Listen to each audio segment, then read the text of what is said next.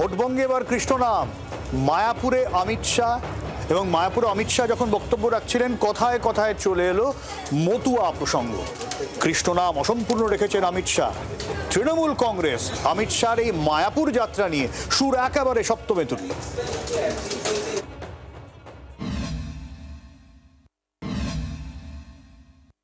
हरे कृष्ण हरे कृष्ण। प्रधानमंत्री नरेंद्र मोदी जी जोड़े के साथ बात हुई थी, उन्होंने बड़े मन से और भाव से आप सभी को हरे कृष्ण कहा। এখনো ভোট ঘোষণা হয়নি, তার আগে বঙ্গ সফরে এসে হিন্দুত্বেই শান দিলেন কেন্দ্রীয় স্বরাষ্ট্রমন্ত্রী অমিত শাহ। ভাষণের শুরুতেই কৃষ্ণ নাম শোনালেন তিনি।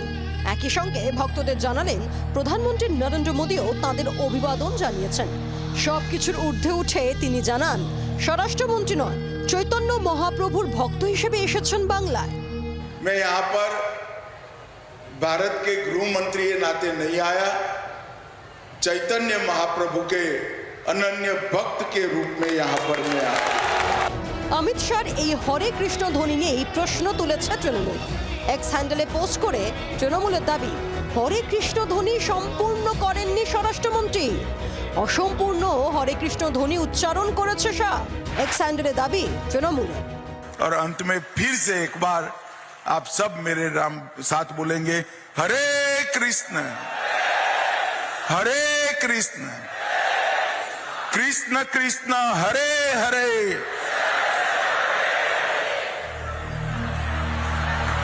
এই ভিডিও পোস্ট করে তৃণমূল এক্সে লিখেছে যে রাজনৈতিক দল দাবি করে তারাই হিন্দুত্বে বিশ্বাসী, তারাই হরে কৃষ্ণ ধ্বনিকে এভাবে শ্রদ্ধা জানাতে পারে।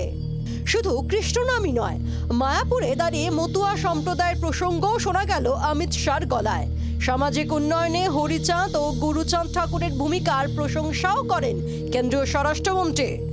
मध्वा समाज ने भी समाज कल्याण की भावना को हमेशा आगे बढ़ाया है। श्री श्री हरिचंद ठाकुर जी और श्री श्री गुरुचंद ठाकुर जी ने समग्र विश्व को इस संप्रदाय से जोड़ने का काम किया। মায়াপুরে এসে মতুয়া প্রসঙ্গ কেন তুললেন শাহ? বিষয়টি বিজেপি ড্যামেজ কন্ট্রোলের চেষ্টা বলেই দাবি করেছে তৃণমূল নেতৃত্ব। আজকের মায়াপুরে যাওয়াটা হচ্ছে ড্যামেজ কন্ট্রোল। বিজেপি আর কত ড্যামেজ কন্ট্রোল করবে? ইলেকশন সামনে, ভোট পাখি, তাই জন্যে ভোট পাখি হয়ে তিনি মায়াপুরে ল্যান্ড করলেন। গিয়ে ভোটের কথা বলবো না, রাজনীতির কথা বলবো না বলে শেষকালে আবার মতুয়াদের কথা, সেটাও একটা ড্যামেজ কন্ট্রোল। কেন? এসআইআর করে সব থেকে বেশি ভুক্তভোগী হচ্ছে মতুয়ারা। আজকে হঠাৎ মনে পড়লো হরিচাঁদ ঠাকুর, গুরুচাঁদ ঠাকুর তারা দারুণ লোক। এতদিন জাননি কেন? ভোটের আগে কেন মায়াপুরে শাহ? প্রশ্ন তুলে বিজেপিকে কটাক্ষ কুণাল ঘোষের।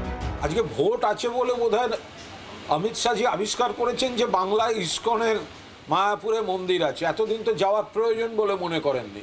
ভোটের আগে সুকৌশলে ঘুরিয়ে ওই একই ন্যারেটিভ তৈরি করার একটা চেষ্টা। 26-এর ভোট যত এগিয়ে আসছে, রাজ্যে ধর্মীয় আবেগে ততই জোরদার হচ্ছে।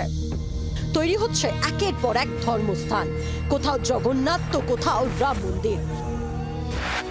বাবরির নামে মসজিদের কাজও শুরু করে দিয়েছেন হুমায়ুন। এমনই এক সন্ধিক্ষণে মায়াপুরে দাঁড়িয়ে সুকৌশলে হিন্দুত্বেই শান দিয়ে গেলেন অমিত শাহ। ভোট বঙ্গে কার্যত ধর্মযুদ্ধ।